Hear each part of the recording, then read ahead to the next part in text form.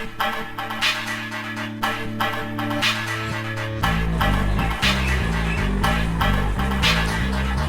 Morning दोस्तों, मैं ज्ञानदीप आपके बीच मैकेनिकल गुरुजी यूट्यूब चैनल के माध्यम से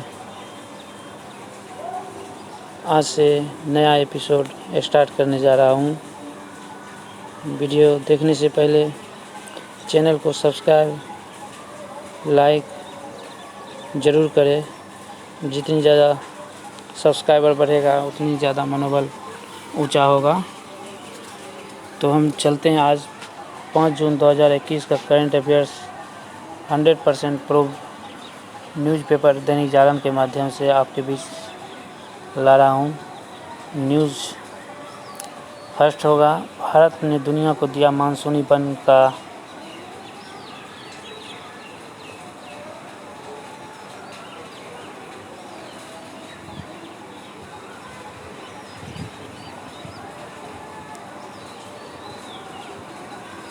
भारत ने दुनिया को दिया मानसूनी वन का विज्ञान। मानसूनी वनों में उन्होंने मेरी ऐसी वनस्पतियों की चिन्हित किया जो वहाँ बेहतर तरीके से पनपी थी।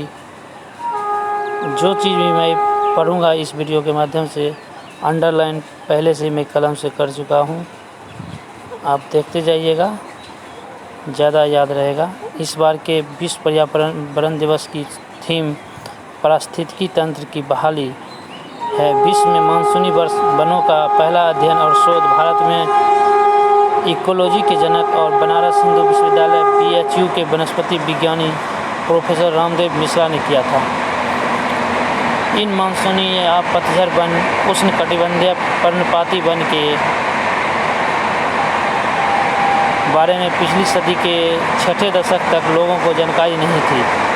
लोगों को उष्णकटिबंधीय सदाबहार या वर्षा वन ही पता था, जबकि वर्षा वन में पूरे साल 200 सेंटीमीटर से अधिक वर्षा होती है और इनके पेड़ों की पत्तियां बेहद कम गिरती हैं। जबकि प्रोफेसर मिश्रा ने देखा कि मानसूनी वन 70 से 100 सेंटीमीटर सालाना वर्षा वाले क्षेत्रों में ही है।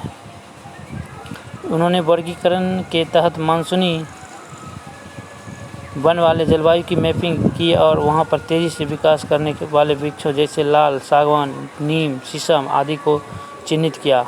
भारत समेत दक्षिण पूर्व एशिया, मध्य अमेरिका, उत्तरी ऑस्ट्रेलिया में एक समान जलवायु वाले क्षेत्रों में भी इसी तरह के वृक्षों पर ध्यान दिया गया। देखते हैं वृक्षों को पारिस्थितिकी तंत्र के अनुसार दे तरजीह।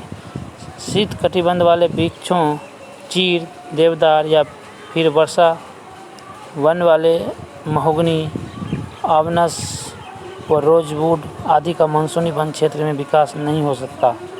पारिस्थितिकी तंत्र जिन वृक्षों से संतुलित रहे वहां पर उन्हीं पेड़ों की तरजीह दी जानी चाहिए। इससे लाभ यह हुआ कि मध्य प्रदेश, महाराष्ट्र, छत्तीसगढ़, उड़ीसा आदि क्षेत्रों के मानसूनी वनों में शीशम, सागवान, साल, आम, चंदन, तेंदू व आंवला जैसे वृक्षों का विस्तार तेज़ी से किया गया। तो भारत पतझड़ वनों के शोध पर करता दुनिया का नेतृत्व। पर्णपाती वनों पर सबसे पहले डॉक्टर ऑफ फिलॉसफी PhD करने वाले प्रोफेसर मिश्रा के छात्र और BHU के पूर्व इकोलॉजिस्ट प्रोफेसर KP सिंह ने बताया कि इस शोध से प्रभावित होकर जॉर्जिया विश्वविद्यालय के पर्यावरण वैज्ञानिक प्रोफेसर गौली BHU आए और विंध्य क्षेत्र में नवगढ़ के जंगलों में ही एक उष्णकटिबंधीय पर्णपाती वन संस्थान स्थापित करने का प्रस्ताव प्रोफेसर मिश्रा को दिया, पर स्थानीय स्तर पर विरोध करने के कारण यह मध्य अमेरिका के कोस्टा रिका में बनाया गया। जैव विविधता शब्द भले ही 1985 के बाद आया हो, पर इसके संरक्षण के लिए पहला कदम प्रोफेसर रामदेव मिश्रा ने ही उठाया था। उन्होंने प्लांट पॉपुलेशन का एक सिद्धांत दिया था, जिसके तहत एक जीवोम जैव क्षेत्र में एक साथ विकास कर रहे विविध वृक्षों की उत्तरजीविता ज्ञात की जाती थी, अर्थात वनस्पतियों की प्रतिस्पर्धा में कौन कौन सी प्रजातियां लंबी अवधि तक टिक सकती हैं और कौन सी कम, और इसको पता लगाने की विधा इन्होंने खोजी थी। मापन फ्रीक्वेंसी, सघनता और प्रचुरता विशेल एरिया के आधार पर किया गया। मिश्रा के डिटेल्स देखते हैं। मिश्रा के सुझाव पर बनाया पर्यावरण मंत्रालय। 1972 में पर्यावरण को लेकर हुई पहली विश्व स्तरीय बैठक स्टॉकहोम सम्मेलन के लिए प्रोफेसर रामदेव मिश्रा ने तत्कालीन प्रधानमंत्री इंदिरा गांधी के भाषण की ड्राफ्टिंग भी की थी। उन्हीं के सुझाव पर देश में पर्यावरण विभाग को अलग मंत्रालय का दर्जा मिला था। तो दोस्तों चलते हैं नेक्स्ट करंट अफेयर्स की तरफ। 3.5 एकड़ में फैला है 300 साल पुराना बरगद। फतेहपुर साहिब जिले की गांव चोल्टी कलां की देश में ही नहीं बल्कि विश्व में भर में अपना अलग पहचान है। उसे यह पहचान दी है यहाँ लगे लगभग 300 साल पुराने और 3.5 एकड़ में फैले बरगद का पेड़। चित्र के माध्यम से आप देख सकते हैं फतेहगढ़ साहिब के गांव चोल्टी कलां में विशाल बरगद के पेड़ का तना और शाखाएं। नेक्स्ट क्वेश्चन देखते हैं। अब बीए अंग्रेजी में कबीर और प्रसाद को भी पढ़ेंगे छात्र। नए शैक्षणिक सत्र में बीए अंग्रेजी में छात्र छात्राएं पहली बार हिंदी के विद्वानों को भी पढ़ेंगे। मेरठ के चौधरी चरण सिंह विश्वविद्यालय और उससे संबद्ध महाविद्यालयों के लिए बीए अंग्रेजी का पाठ्यक्रम तैयार कर लिया गया है। अंग्रेजी विषय में जयशंकर प्रसाद के काव्य और कबीरदास के दोहों को भी शामिल किया गया है। सिलेबस में 30% संशोधन के बाद विश्वविद्यालय का पाठ्यक्रम तय किया गया है। अंग्रेजी में ब्रिटिश और अमेरिका के अंग्रेजी रचनाकारों के अतिरिक्त हिंदी, गुजराती, ग्रीक, पंजाबी, मराठी रचनाकारों को भी शामिल किया गया है। इसके लिए रविन्द्रनाथ टैगोर की गीतांजलि, जयशंकर प्रसाद की रचना आंस, महात्मा गांधी के हिंद स्वराज, डॉक्टर एपीजे अब्दुल कलाम की आत्मकथा को शामिल किया गया है। स्वामी विवेकानंद के शिकागो में दिए भाषण को भी छात्र पढ़ेंगे। अमृता प्रीतम की आत्मकथा, खुशवंत सिंह के पाकिस्तान बंटवारे पर लिखी पुस्तक को भी छात्र पढ़ेंगे। प्रसिद्ध नाटककार मोहन राकेश के आधे अधूरे भीषण सहनी के लघु उपन्यास अमृतसर आ गया है।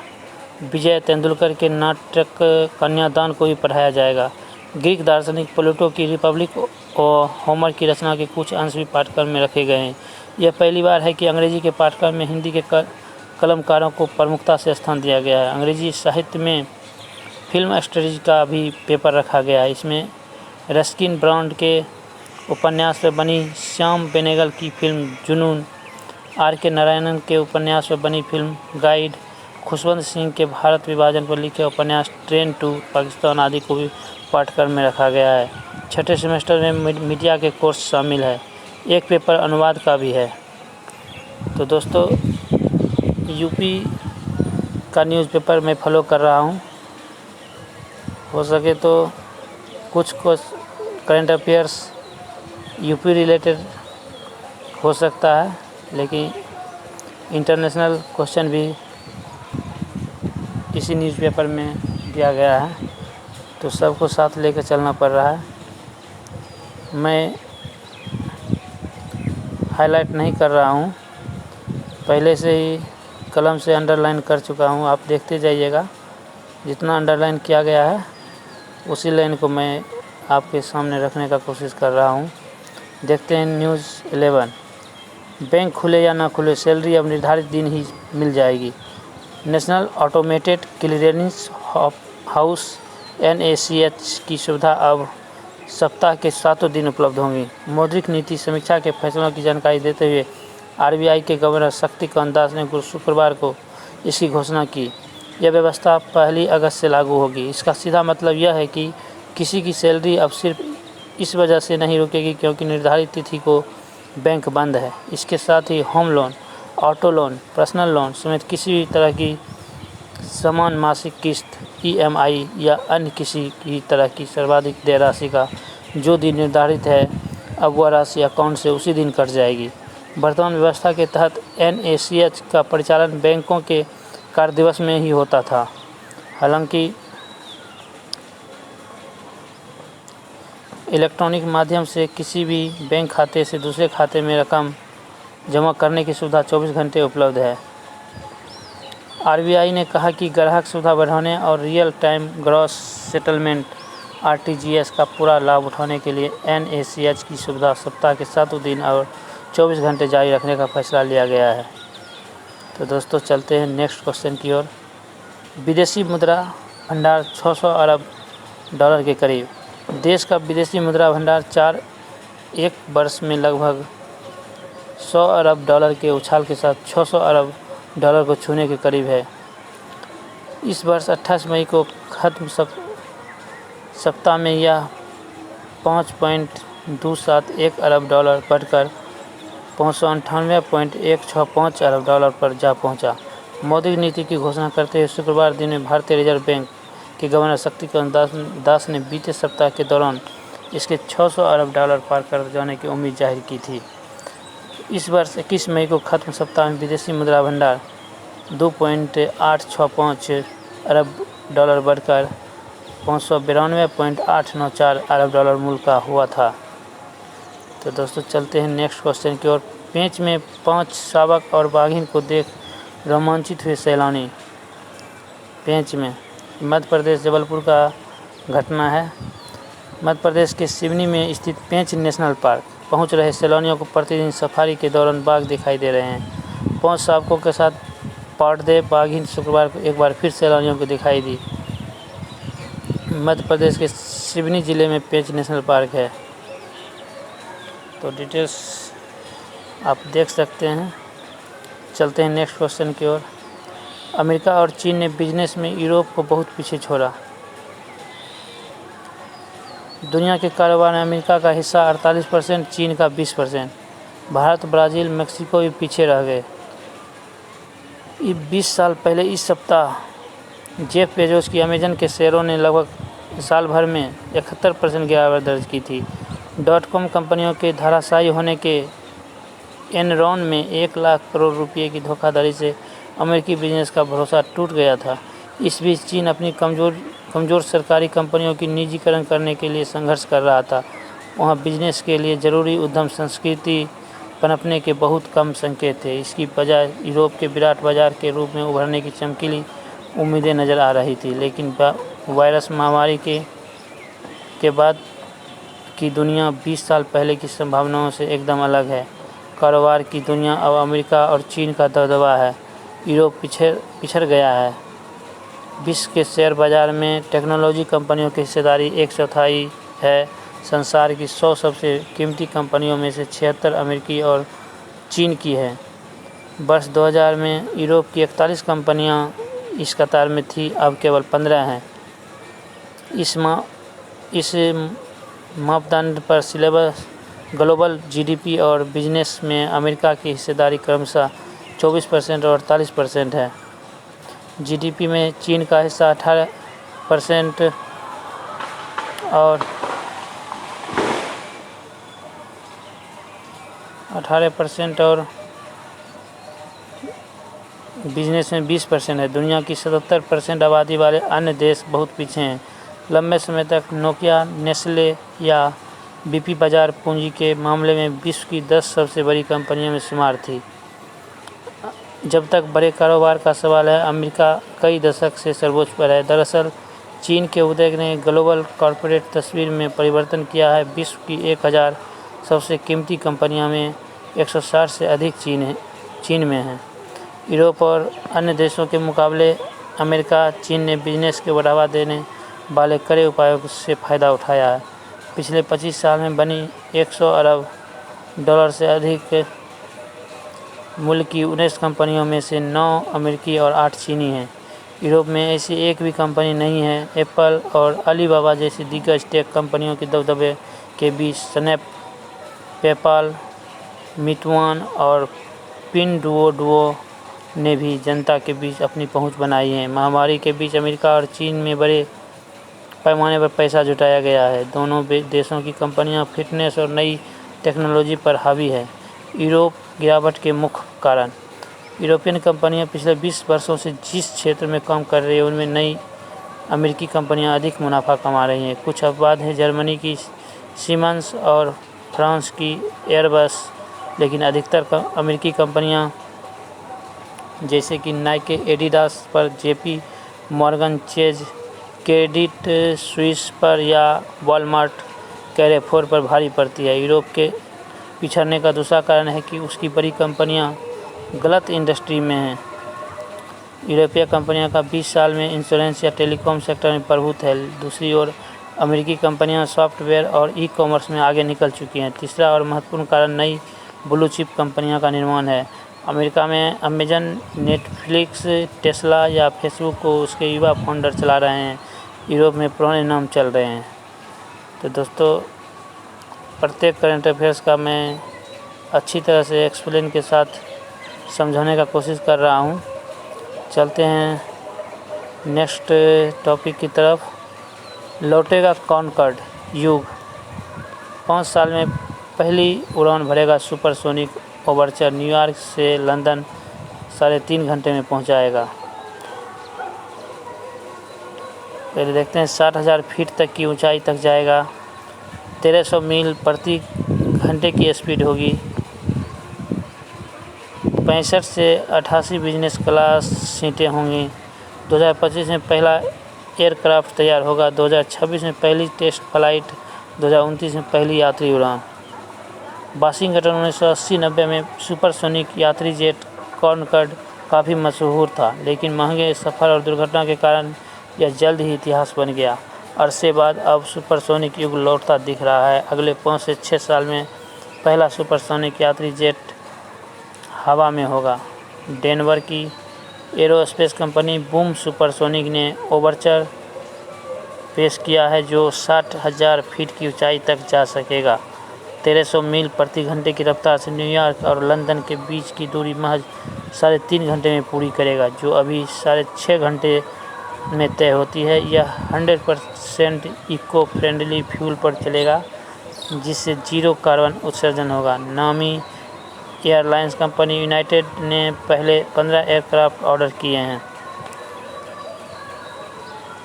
तो चलते हैं नेक्स्ट क्वेश्चन। कोरोना की दूसरी लहर से तेज विकास की उम्मीदों को झटका, मौद्रिक नीति की समीक्षा। आरबीआई ने चालू वित्त वर्ष के लिए विकास दर के अनुमान को 10.5% से घटाकर 9.5% किया है। ब्याज दरों में कोई बदलाव नहीं। संकटग्रस्त उद्योग को 15,000 करोड़ रुपये मदद का वादा। मुंबई में आरबीआई गवर्नर शक्तिकांत दास ने एमपीसी के निर्णय पर प्रेस वार्ता की। अप्रैल-मई 2021 में शहरी क्षेत्रों में बिजली खपत, रेलवे ढुलाई, स्टील खपत, सीमेंट उत्पादन, ई-व्हीकल्स टैक्स वसूली कम हुई है। सभी तरह की मैन्युफैक्चरिंग और सर्विस सेक्टर की गतिविधियां प्रभावित हुई हैं। ग्रामीण क्षेत्रों में भी मांग पर असर पड़ा है। इन हालातों को ध्यान में रखते हुए आरबीआई ने चालू वित्त वर्ष की पहली तिमाही में 18.5%, दूसरी में 7.9%, तीसरी में 7.2% और चौथी तिमाही में 6.6% विकास दर का अनुमान लगाया है। आरबीआई सरकार को टीकाकरण को गति और निर्यात को बढ़ावा देने वाली नीतियों को अपनाने का सुझाव दिया है। महंगाई दर 5.1% रहने की उम्मीद है। आज विश्व पर्यावरण दिवस है, वर्ल्ड इन्वायरमेंट डे। पर्यावरण संरक्षण में ये महामारी का इलाज। यूनाइटेड नेशंस प्रोग्राम यूएनईपी का स्थापना 1972। World economic forum the economic of land degradation की state of finance for nature report अलग कहानी बयां कर रही है। यूएनईपी की एग्जीक्यूटिव डायरेक्टर एंगर एंडरसन ने कहा है कि महामारी ने मौका दिया है कि हम लोग बिल्ड बैंक एज यूजुअल, सब पहले जैसा बनाए के बजाय बिल्ड बैंक बेटर, पहले से बेहतर बनाए की ओर कदम बढ़ाएं। इंश्योरेंस फर्म स्विस आरई ने पिछले साल अपनी रिपोर्ट में कहा था कि जिस तरह से प्राकृतिक स्रोतों का दोहन हो रहा है, उससे हर 5 में से 1 देश का इकोसिस्टम पूरी तरह बर्बाद होने की कगार पर है। ऑस्ट्रेलिया, इजराइल और दक्षिण अफ्रीका में सबसे ज़्यादा खतरा है। सुधार को तैयार नहीं दुनिया। यूएनईपी और ऑक्सफोर्ड यूनिवर्सिटी की एक रिपोर्ट के मुताबिक दुनिया की 50 बड़ी अर्थव्यवस्थाओं ने महामारी के दौरान 14.6 लाख करोड़ डॉलर का राहत पैकेज दिया। इस भारी भरकम पैकेज में से मात्र 368 अरब डॉलर, 2.5% ही ऐसी गतिविधियों पर खर्च किया गया जो पर्यावरण संरक्षण की दिशा में सहायक है। पर्यावरण संरक्षण की दिशा में हो रहे खर्च में एक विचारणीय पहलू यह भी है कि इनमें निजी क्षेत्र का योगदान बहुत कम है। निश्चित तौर पर इसे बढ़ने की ज़रूरत है। प्रकृति पर निर्भर है हमारी आजीविका। दुनिया की अर्थव्यवस्था बहुत हद तक पर्यावरण पर निर्भर है। वैश्विक जीडीपी के आधे से ज़्यादा हिस्सा कमोबेश प्रकृति पर निर्भर है। इसमें कृषि, फूड एवं बेवरेज और कंस्ट्रक्शन ऐसे क्षेत्र हैं जो बहुत हद तक प्रकृति पर ही निर्भर हैं। इनसे वैश्विक अर्थव्यवस्था में 8 लाख करोड़ डॉलर जुड़ता है। आदत बुरी है, बदल डालो। वर्ल्ड इकोनॉमिक फोरम की टेरेसा हॉटमैन ने कहा, हम खाने, पहनने, फाइबर और लकड़ी आदि के लिए जिस तरह से प्राकृतिक संसाधनों का दोहन करते हैं उसे बदलने की ज़रूरत है। जलवायु परिवर्तन की बात करते समय सबका ध्यान तापमान की ओर ही है, लेकिन ज़मीन के इस्तेमाल में आ रहे बदलाव पर किसी का ध्यान नहीं है। खतरे से अछूता नहीं Bharat. Global climate risk index के मुताबिक वर्ष 2019 में जलवायु परिवर्तन के कारण भारत 7वां सर्वाधिक प्रभावित देश रहा था। Mozambique, Zimbabwe, Bahamas, Japan, Malawi और अफगानिस्तान पर सबसे ज़्यादा असर दिखा था। इस असर के कारण भारत में मानसून करीब महीने भर ज़्यादा रहा था और कई जगहों पर बाढ़ की स्थिति भी बनी। 14 राज्य में 1800 लोगों की जान गई और 18 लाख लोगों को विस्थापित होना पड़ा।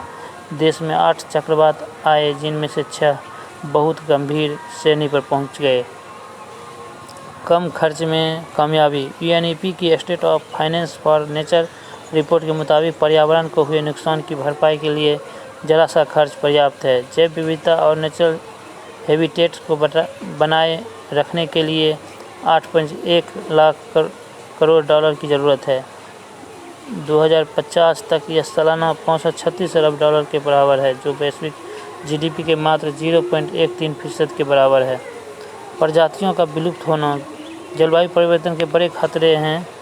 प्रजातियों का विलुप्त होना, ग्लोबल वार्मिंग, अप्रत्याशित मौसम, प्राकृतिक आपदाएं, कई तरह की महामारी, भोजन, पानी की कमी। प्राकृतिक संपदाओं के नष्ट होने से हर 5 से 1 देश का इकोसिस्टम बर्बाद होने के कगार पर है। 203 अरब डॉलर सालाना खर्च करना होगा घटते वन क्षेत्र के समाधान पर। 193 अरब डॉलर सालाना खर्च सिल्वोपास्चर चराई एवं अन्य पर। 7.5 अरब डॉलर का सालाना खर्च पीटलैंड एवं मैंग्रोव की बहाली पर। चलते नेक्स्ट क्वेश्चन। कोरोना की दूसरी लहर से तेज विकास की उम्मीदों को झटका। ये हमने कर लिया है। नौसेना के लिए 6 अत्याधुनिक पनडुब्बियों के निर्माण की मंजूरी।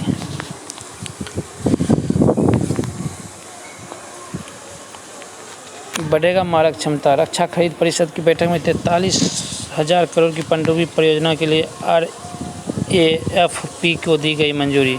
सेना के एयर डिफेंस गन सिस्टम के आधुनिकीकरण के लिए 6,000 करोड़ की रुपये के प्रस्ताव पर लगी मुहर। राजनाथ सिंह की अध्यक्षता में रक्षा खरीद परिषद DAC की हुई बैठक। रक्षा मंत्रालय ने 43,000 करोड़ रुपये की लागत से 6 अत्याधुनिक पनडुब्बी निर्माण की परियोजना को आगे बढ़ाने की मंजूरी दे दी है। रक्षा मंत्री राजनाथ सिंह की अध्यक्षता में रक्षा खरीद परिषद DAC के शुक्रवार की चीन की लगातार बढ़ रही नौसैनिक क्षमता के मद्देनज़र भारतीय नौसेना की ताकत में इजाफे के लिहाज से यह बड़ा फैसला किया है। इसके साथ ही DAC ने करीब 6,000 करोड़ रुपये की लागत से सेना के एयर डिफेंस गन सिस्टम के आधुनिकीकरण का प्रस्ताव पर भी मुहर लगा दिया है। आधा दर्जन पनडुब्बी निर्माण की यह परियोजना नौसेना के P-75 प्रोजेक्ट के तहत रणनीतिक साझेदारी की पहली परियोजना है। मेक इन इंडिया के अंतर्गत यह अब तक की सबसे बड़ी परियोजना है।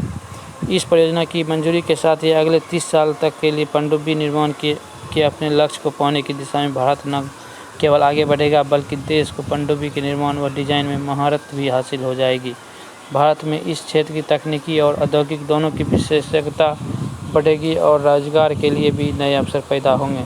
इन पनडुब्बियों में AIP सिस्टम लगाया जाएगा, जो इन्हें अपेक्षाकृत अधिक लंबे समय तक पानी के भीतर रखने में सहायक होगा। चलते हैं नेक्स्ट क्वेश्चन की ओर। चीन बताए वुहान लैब के बीमार हुए कर्मियों का सच। 2012 में 6 किशोरों में लक्षण मिलने की सामने आई बात, 4 की हो गई थी मौत। फांसी ने कहा, इन सभी से जुड़े मेडिकल दस्तावेज वायरस का स्रोत समझने में होगा मददगार। ट्रम्प बोले, अब तो दुश्मन भी मुझे मान रहे सही।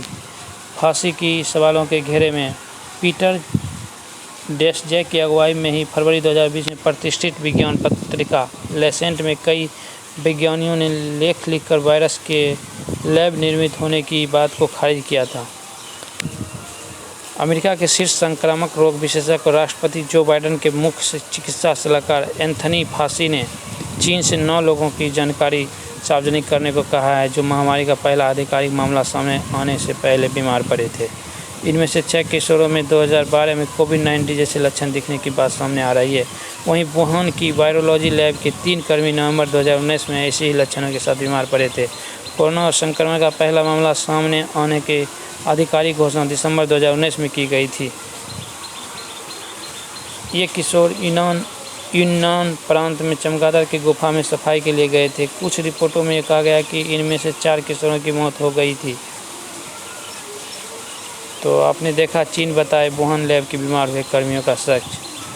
चीन के वुहान स्थित लैब का WHO द्वारा पुनः जांच किया जाने का परमिशन मिल गया है। वैक्सीन की मुनाफाखोरी में घिरी पंजाब सरकार। तो दोस्तों, ये पंजाब का न्यूज़ है। तो आज का वीडियो यहीं तक रखते हैं।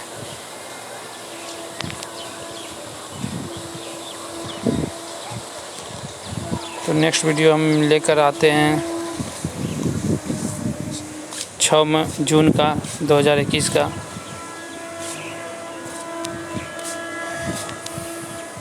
जाते जाते एक क्वेश्चन और करते जाएं। अब कम किराए पर फ्लैट उपलब्ध कराएगा DDA। दिल्ली विकास प्राधिकरण अब राजधानी में कम किराए पर फ्लैट भी उपलब्ध कराएगा। बुधवार को PM नरेंद्र मोदी की अध्यक्षता में हुई कैबिनेट की बैठक में मॉडल टेनेसी एक्ट को मंजूरी मिलने के बाद DDA की अफोर्डेबल रेंटल हाउसिंग स्कीम का रास्ता साफ हो गया। DDA की कम किराए वाली अफोर्डेबल रेंटल हाउसिंग स्कीम की 18 मार्च 2021 को बोर्ड की बैठक में मंजूरी मिल चुकी है। इसके तहत निजी और सरकारी वित्त पोषित आवास को लोगों के कार्यकाल के पास ही विकसित किया जाएगा। DDA द्वारा निर्मित करीब 8000 फ्लैट खाली हैं। ये फ्लैट रोहिणी, नरेला, सिरसपुर आदि में हैं। DDA इन्हें कई वर्षों से बेचने की कोशिश कर रहा था, लेकिन कोई खरीदार नहीं मिला। अब केंद्र द्वारा पास किए गए टेनेसी एक्ट के तहत DDA इन फ्लैटों को किराए पर दे सकेगा।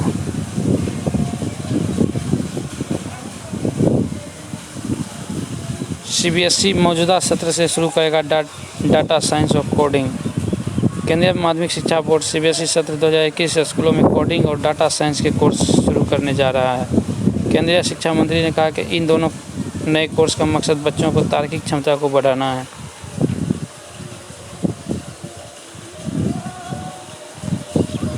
ये यूपी का बनारस हिंदू यूनिवर्सिटी से नागपुर को दिया गुरु गोलवलकर। बनारस हिंदू यूनिवर्सिटी के संस्थापक महामना पंडित मदन मोहन मालवीय के राष्ट्रवादी विचारों और शैक्षिक प्रणाली से प्रेरित होकर 1924 में माधवराव सदाशिव और राव गोलवलकर बनारस आए और 1927 में यहाँ से नागपुर गए। तो गुरु गोलवलकर के रूप में उन्हें गुरु की कोई उपाधि नहीं मिली थी, लेकिन BHU के छात्र उन्हें इसी संबोधन से पुकारते थे। BHU में जंतु विज्ञान के प्रोफेसर रहते गोलवलकर दर्शन, अंग्रेजी और अर्थशास्त्र की कक्षाएं भी लेते थे। जन्म 19 फरवरी 1906 नागपुर, निधन 5 जून 1973 नागपुर। संघ के दूसरे सरसंघचालक रहे। कार्यकाल 21 जून 1940 से 5 जून 1973 तक।